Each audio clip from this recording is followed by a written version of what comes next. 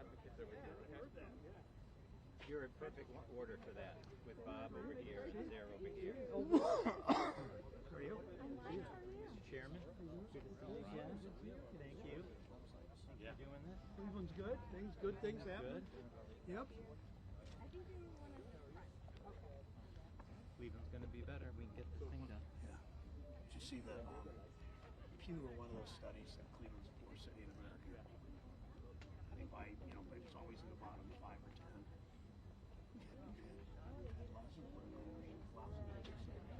We've got a chance for a new county executive director. We're going to have a new mayor, probably a young African American mayor, right? Who would be so much better than the old time right. Irish Catholic West Side Council. And Secretary Hudd and Chairwoman of the Housing Committee are both from Cleveland. That should matter. That's kind of my goal. Absolutely. And your goal? You have lots of goals. But oh no, I'm a big Cleveland. No, I know you are. If I'm not, Don Graves will give me a call in the middle of the night and tell me why. And then Don Graves. Where's I mean to ignore you. Hi, sure.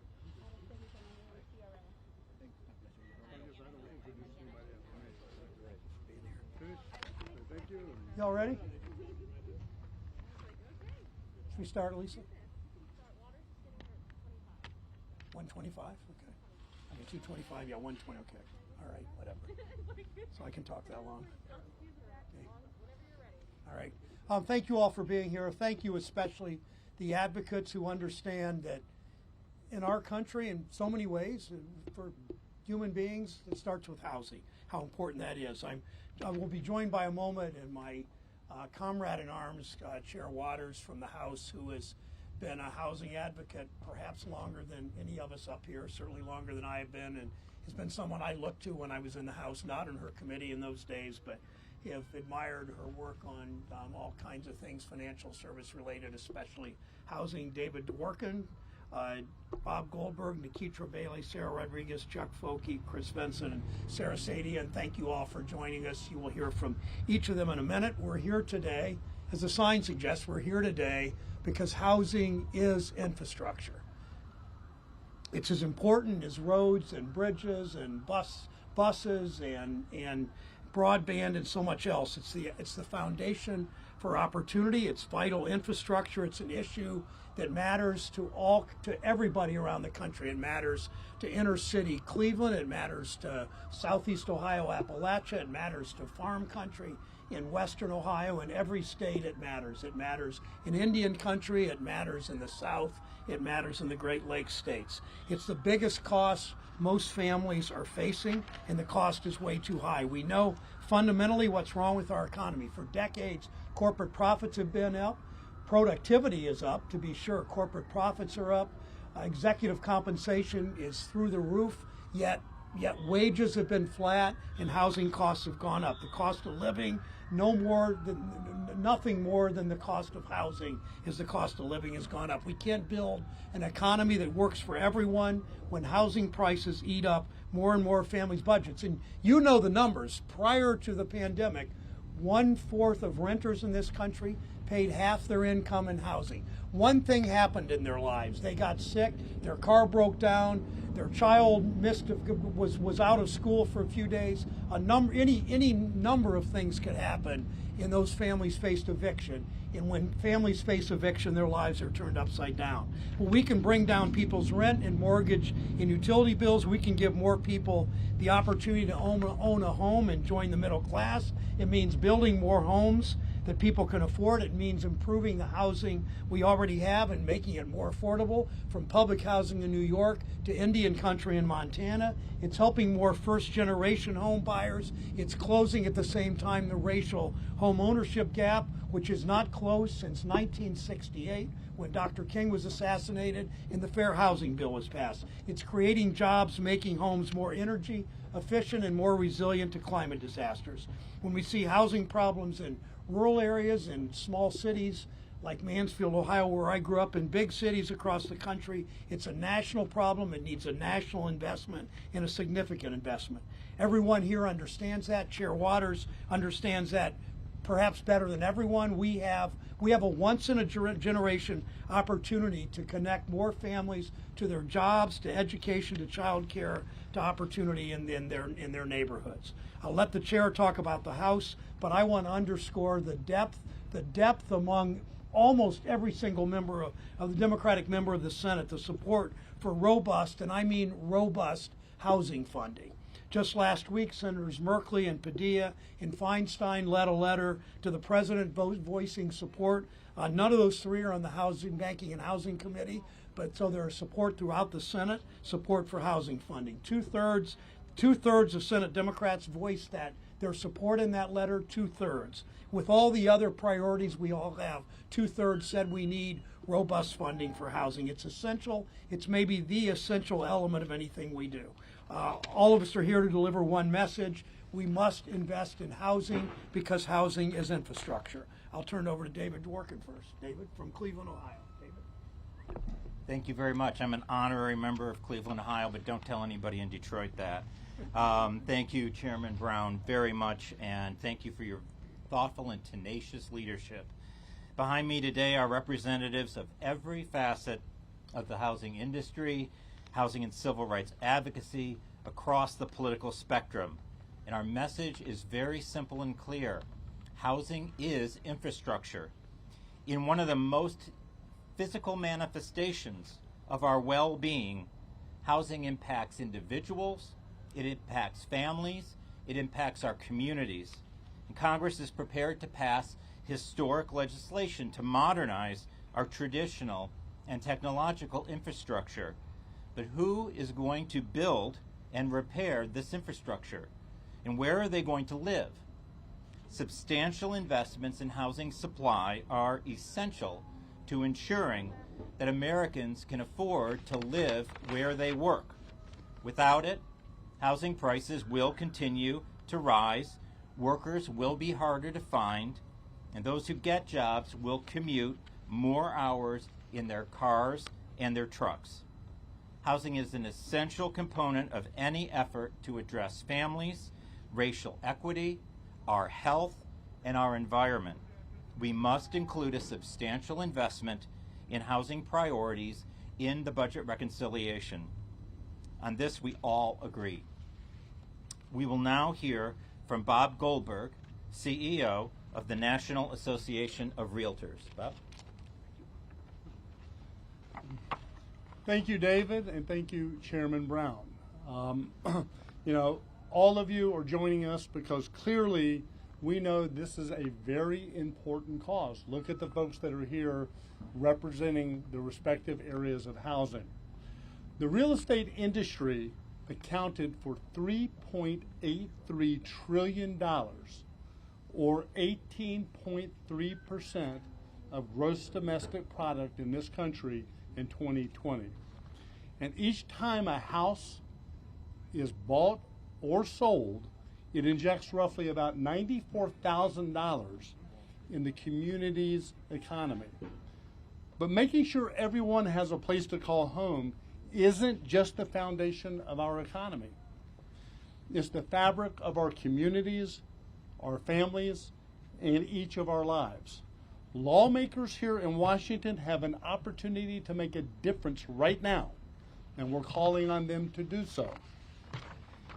Their actions today can increase every American's access to safe, affordable housing for years and years to come. Just recently, the National Association of Realtors created a report and found that we are facing a housing shortage of about 6 million units. It's that substantial. As a nation, we have to find a way, we must find a way to close that shortfall. Doing so will be particularly meaningful for lower income households, for millennials, and households of color. NAR, alongside our 1.5 million Realtor members, serve consumers in every U.S. zip code in this country. And their goal is to ensure a fair and equitable housing market. We look forward to supporting these critical conversations however way we can in the coming days and weeks ahead. Thank you so much. Thank you very much, Bob. Now we'll hear from Nikitra Bailey with the National Fair Housing Alliance. Ms. Bailey, sorry to do this to you, but I think the chairwoman is great. here, and I wouldn't put anybody else in front of you except for her. I think she is walking up, or is she? I guess she's not. Why don't you go ahead? Sorry, Ms. Bailey. That's all right. Thank you. I apologize for the rudeness. My mother taught me better than that. I'm sorry. I know you to be very kind, sir. Thank you, David, and thank you, Chairman Brown and Chairwoman Waters. The National Fair Housing Alliance is proud to be here today, alongside you, the National Housing Conference, and our fellow advocates. NAFA joins in on calling Congress to make significant investments in housing programs in the Build Back Better Act. Buying a home is a milestone for families, but one that many can't reach due to decades of discriminatory federal housing policies that set back Black, brown, and poor white communities on the journey toward wealth creation and homeownership. Americans support improved access to affordable housing. A recent bipartisan Policy Center Morning Consult poll found that 87% of adults across the political spectrum agree that every child and family should have access to a safe, decent, and affordable home. Furthermore, 79% of adults agree that owning a home is an essential part of the American dream. If Congress takes steps to meaningfully invest in housing programs, we can begin to reverse decades of injustices, strengthen local economies, and take steps to really reverse discrimination. It is impossible to achieve racial justice without housing justice. So NAFA joins in urging robust funding for housing programs in the Build Back Better Act. We stand ready to continue to work with Congress and to ensure we can begin to achieve housing justice. Thank you. Thank you. Hold on a second. My pleasure to introduce Maxine Waters. She has been a mentor to many, an activist all her life, perhaps the most important housing advocate in the country. She is a big part of the reason that we're going to do this huge investment in housing that will change lives, from her district in, I believe, South Central to my state of Ohio. We're going to see real change because of her leadership. So my pleasure to introduce my longtime friend, Maxine Waters, chair of the House Financial Services and _ Housing Committee. Maxine, welcome. Come on up.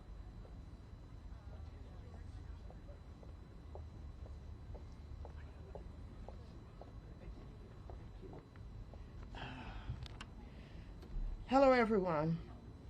I am delighted to be here with my good friend, my colleague, Sherrod Brown. We work so closely together on housing issues that's impacting so many people in this country. I want you to know that we're on pins and needles as we await some of the decisions that are being made at the White House. We are very much aware that the $3.5 trillion that appeared to be the number that we were negotiating has turned out to be something less. I can't even tell you at this point what the top line is. I do know this, that the negotiations are going on about budget cuts. This housing bill that Sherrod and I have worked on, $327 billion, is the housing bill that would deal with the housing crisis in this country. Much of the housing needs in this country have been ignored for far too long. And so this bill includes not only money to deal with the problems of public housing and the need for repair and renovation. Some of these public housing units, the elevators do not work, they do not have heat in the wintertime, and it goes on and on and on. It's long past time to have some resources directed toward correcting all of these ills with the public housing projects. In addition to that, the Section 8 vouchers are very important. There are many people who work every day, but they cannot afford the high cost of rental, and they are simply seeking some help from their government. Section 8 vouchers are very, very important. And Sherrod, I want you to know there are rumors about what is going on in relationship to Section 8 vouchers, that they may be zeroed out.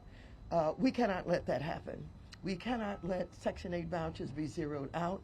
Not only do they assist those who need subsidy from their government, we also have project-based Section 8 vouchers to build new units. That's very important. In addition to that, the Housing Trust Fund. Barney Frank and I and Sherrod, we worked on creating this Housing Trust Fund that really never got funded. And so now we have directed some $36 billion to build affordable units. And that's extraordinarily important. We really don't want to see it cut. But in addition to that, we also have money that's going to the cities for CDBG and for the home program. And we've also directed assistance to those who are seeking to be homeowners, many who work every day and can afford a mortgage, but they cannot afford a down payment. So we have $10 billion in the bill to assist first generation. And for me, that helps to deal with millennials who have all of these gig jobs, working 2 and 3 jobs. They can pay a mortgage, but they can't save up the money for the down payment. So that's basically what we're trying to do with this housing bill.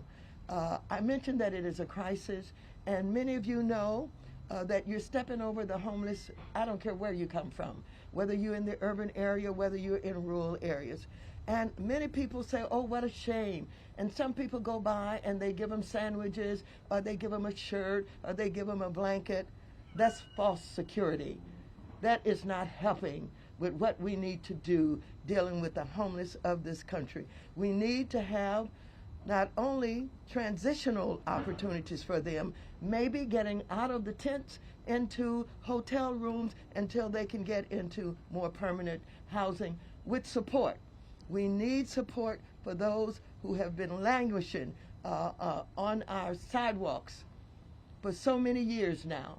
And so we're going to be fighting very hard. When Sherrod and I take a good look and we see what is being proposed, we're not simply going to go along to get along. We're probably going to have to give an alternative to whatever is being suggested. And I certainly hope that there is no attempt by which to do deep cuts in housing. Our people in this country need their government to come to their assistance to deal with serious housing crisis in the country. So Sherrod, I want to thank you so much for all the work that you do. I know even on your side it's tougher than on my side. I wonder why. Tough both ways. Thanks, Maxine. Okay, but thank you for being right there. Thank Sarah you. Rodriguez is next, I think. All right, thank you so very much for being here, everybody. Thank you.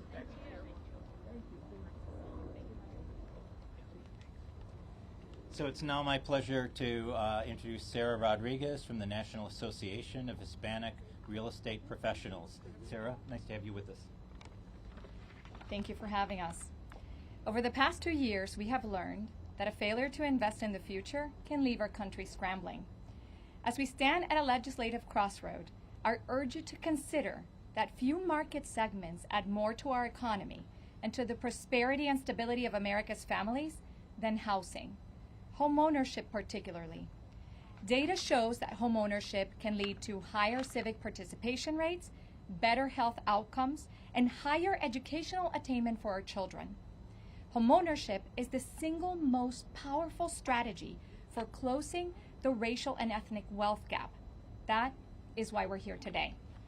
Latinos are the youngest demographic in the nation with the highest workforce participation rate. Latino homeowners have 28 times the wealth than Latino renters.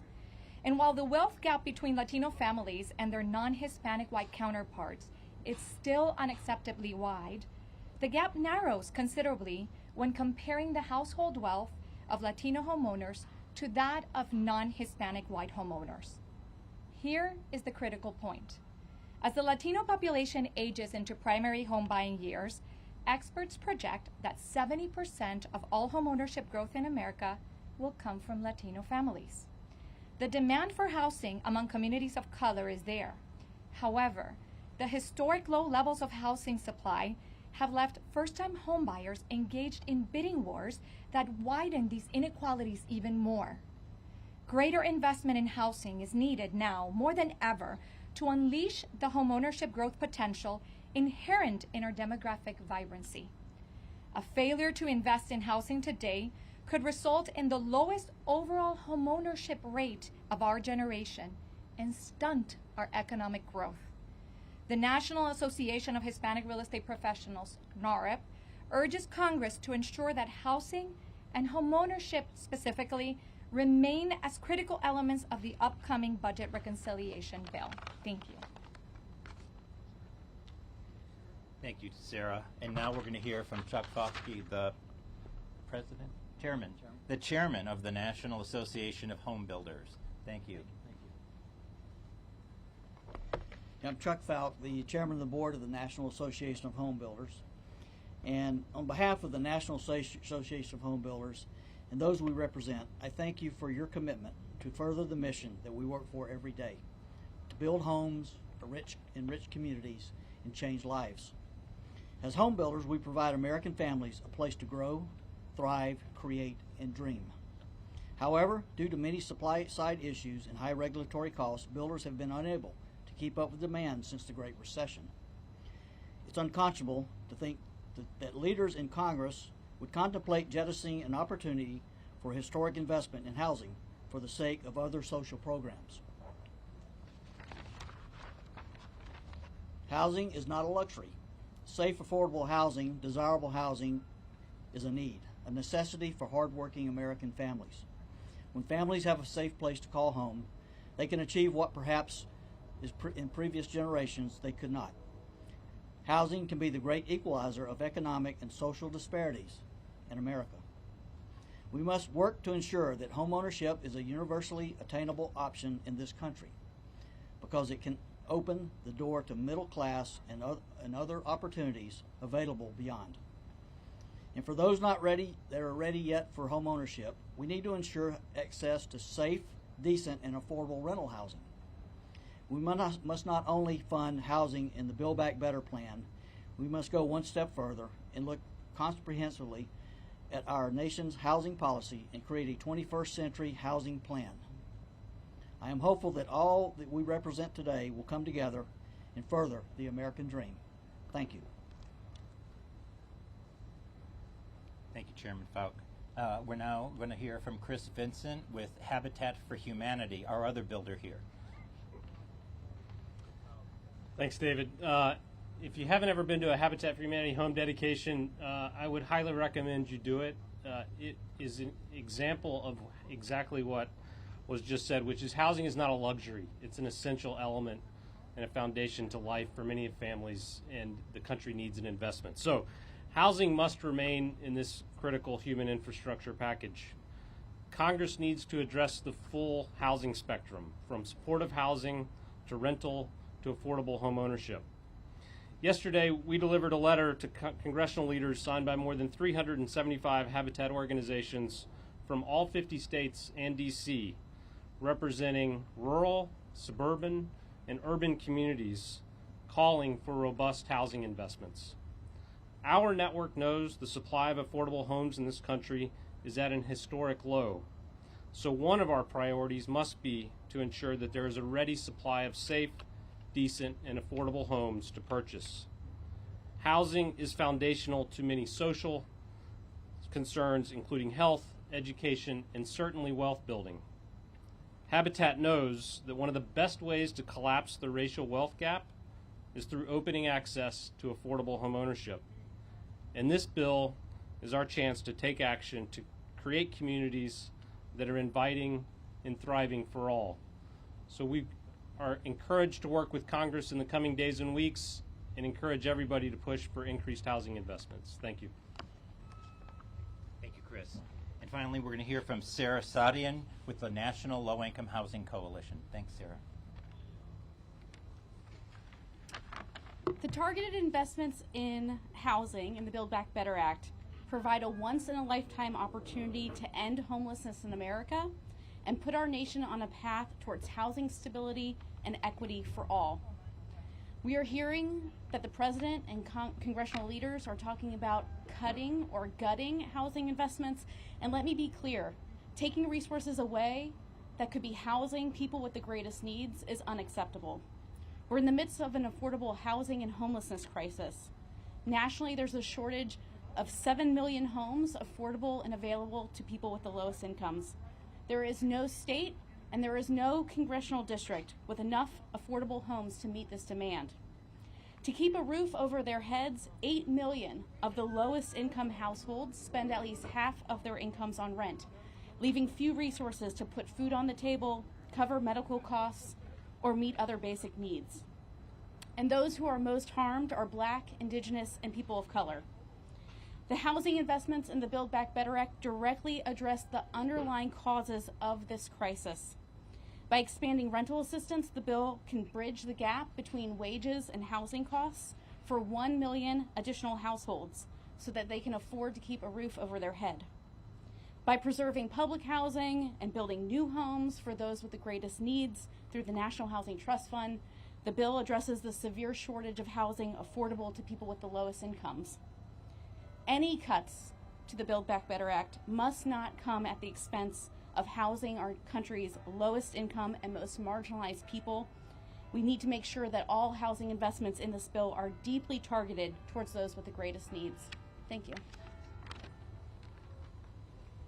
Thank you, Sarah, and thank you, everyone. Really appreciate everyone coming out, especially the chairman of the Senate Banking, Housing, and Urban Development Committee, as well as the chairwoman of the House Financial Services Committee.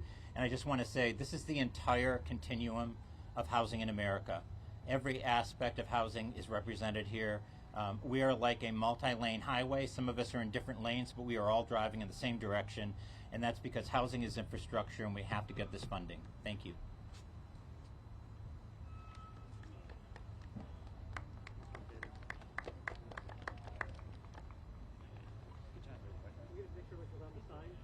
Yeah.